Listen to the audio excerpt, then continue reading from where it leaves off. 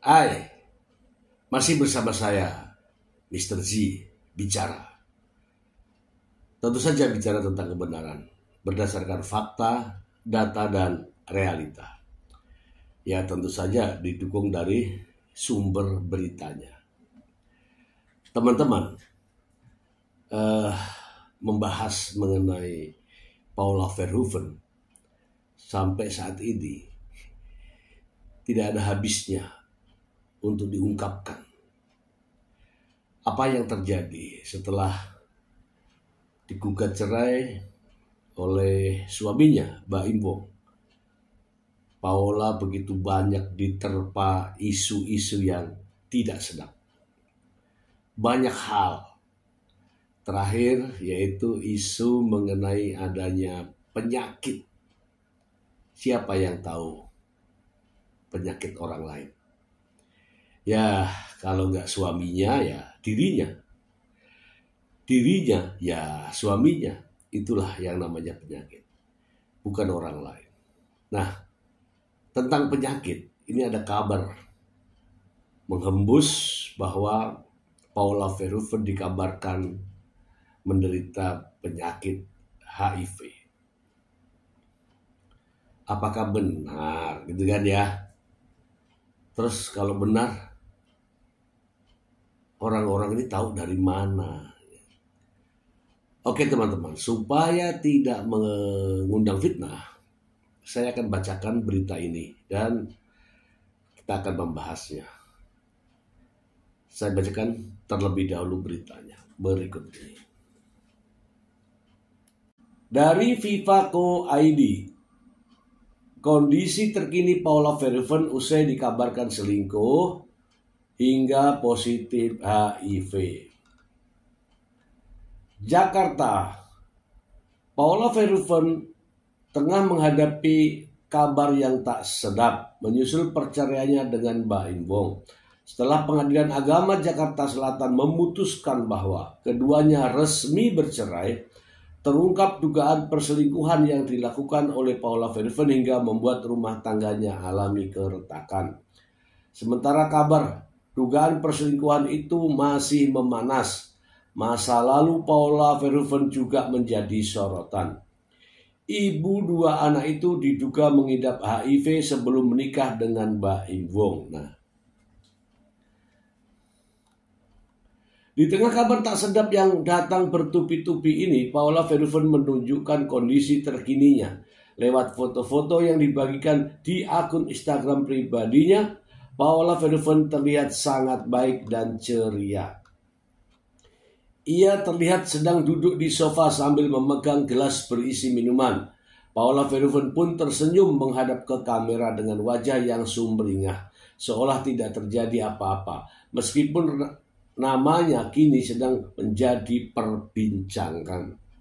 Namun Paula Verhoeven menunjukkan ketegaran hatinya dan tetap bisa tersenyum. Paula Verhoeven tidak memakai riasan tebal sehingga matanya terlihat agak sembab meski bibirnya bisa tersenyum. Allahumma barik, tulis Paula Verhoeven di Instagramnya.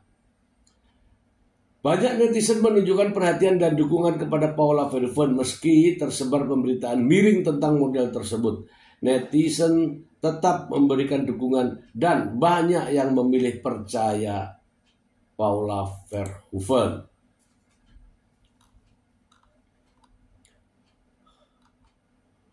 Lekas membaik kesehatan mental dan raganya, komentar netizen. Semangat, love you, jauh dari orang NPD, emang hidup bahagia, kata yang lain. Senyumin aja walau difitnah, ujar netizen lainnya. Mama Pau sejak jalan sendiri malah makin bersinar. Bajunya keren-keren, banyak job, bisa sering lihat dunia luar.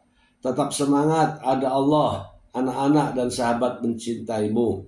Semoga segera pulih dari rasa sakit. Sebelumnya, unggahan Instagram Nick Main 17 membongkar isu tentang halaman 95 putusan pada nomor 3477 PDTG 2024 PA Jaksel kasus perceraian Baim Wong dan Paula Verhoeven. Dalam halaman tersebut tertulis bahwa pemohon Baim Wong mengkhawatirkan kondisi kedua putranya apabila hak asuh jatuh ke tangan termohon Paula Verhoeven.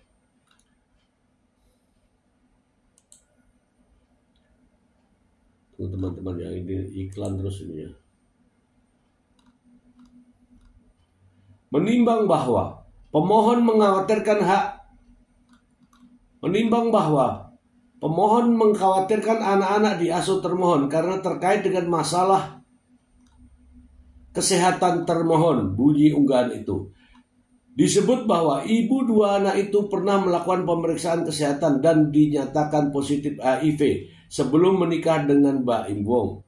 Surat keterangan saksi Tengku Yaki Anwar dan Putri Nur Rizga Mayang binti Joni Jelani mengenai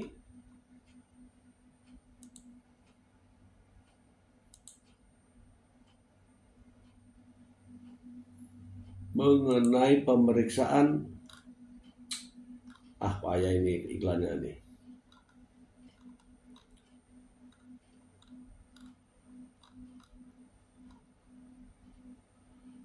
Mengenai pemeriksaan kesehatan termohon, disebutkan bahwa ibu dua anak itu pernah melakukan pemeriksaan kesehatan dinyatakan positif HIV sebelum menikah dengan Baim Wong.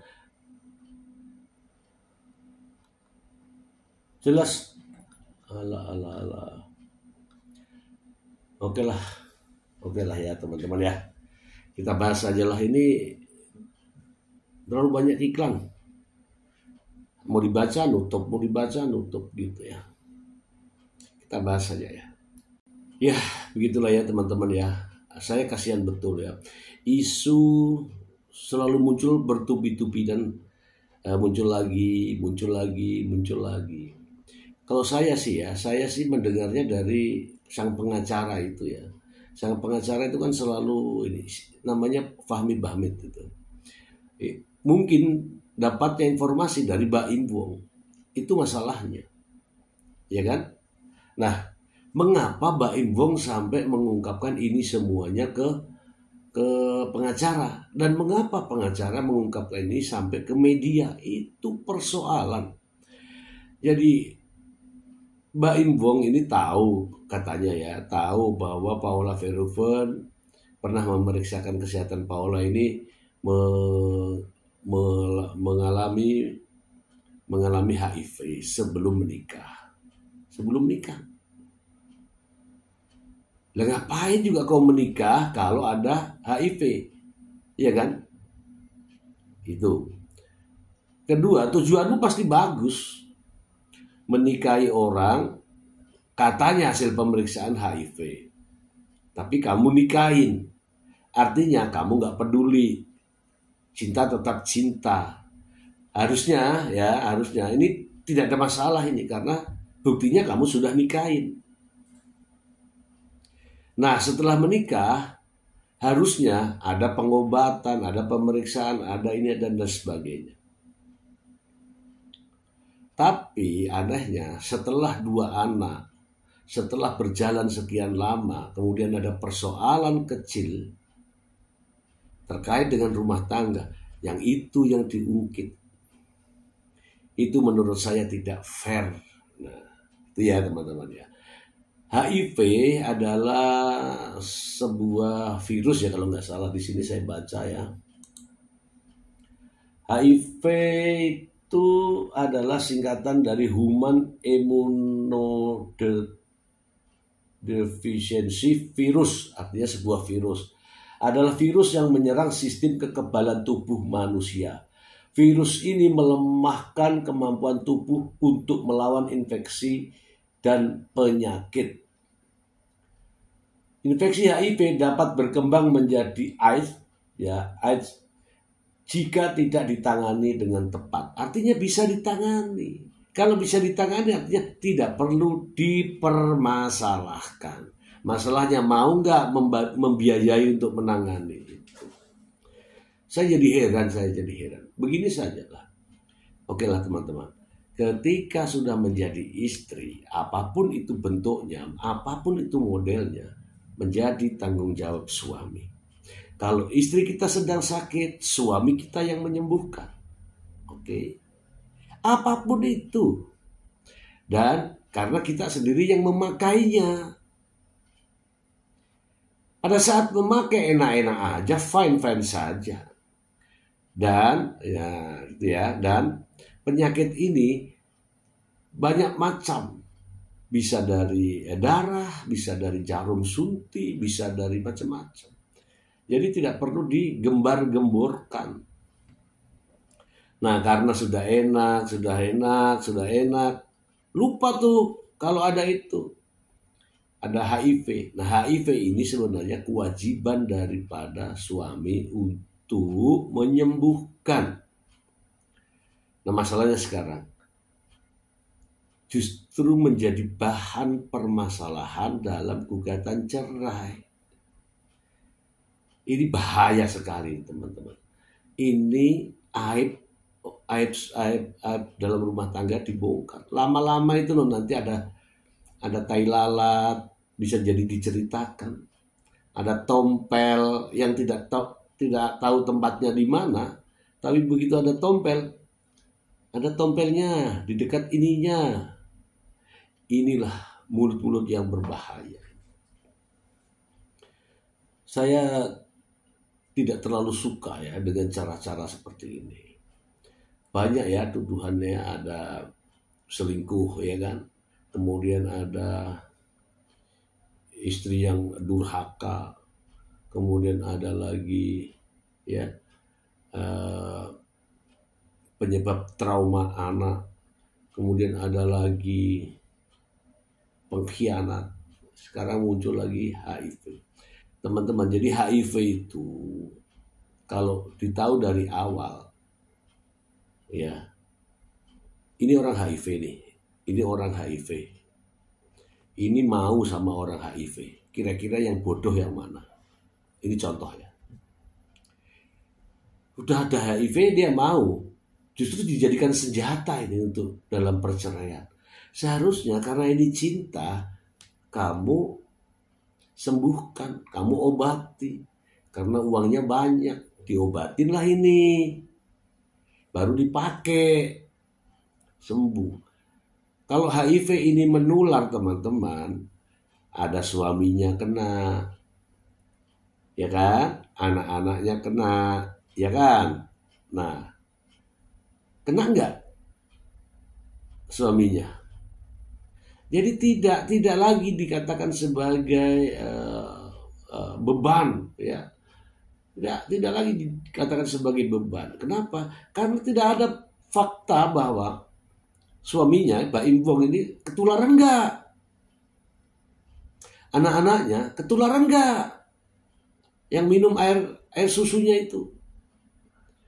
Enggak ada bahayanya. Kalau tidak, artinya apa? Tidak ada masalah. Dan ini dihembuskan dan justru dijadikan sebagai materi dalam proses gugatan. Aneh. Saya tidak tahu mau ngomong apa, tetapi cara-cara seperti ini tidak lazim dilakukan oleh pasangan dalam rumah tangga. Bagaimana tidak, ketika sudah menjadi istrinya, apapun itu, itulah tanggung jawab suami, ya kan? Apapun yang terjadi pada istrinya. Bukan malah diungkit-ungkit, diungkap-ungkap, disebarkan, dijadikan bahan olok-olokan. Dewasa sedikitlah. Ketika persoalan seperti ini, penyakitnya istri diungkapkan semua. Apakah manusia ini sempurna? Tidak. Mungkin ada yang ingin memiliki pasangan yang sempurna. Ingin, ya kan? Boleh saja. Yang manut, yang nurut, ya kan? Yang cantik, yang bodinya tidak berubah, yang tidak berpenyakit. Ya silakan. Ya, silakan. Silakan pilih boneka Barbie. Cantik, menarik, dimarahin diam-diam, diapakan apapun diam-diam. Ya, ini saran saya, lebih baik begitu daripada berpasangan dengan orang wanita kemudian dicari kesalahannya terus menerus. Mendingan berpasangan dengan boneka, dengan Barbie, supaya dimarahi tetap diam. Oke teman-teman, ya inilah pendapat saya. Saya begitu aneh, makin kesini makin aneh. Kalau teman-teman sih berpendapat cerai, cerai aja. Gak usah lah ungkit-ungkit aib rumah tangga. Itu yang benar. Ya kan? Oke, semoga bermanfaat. Terima kasih.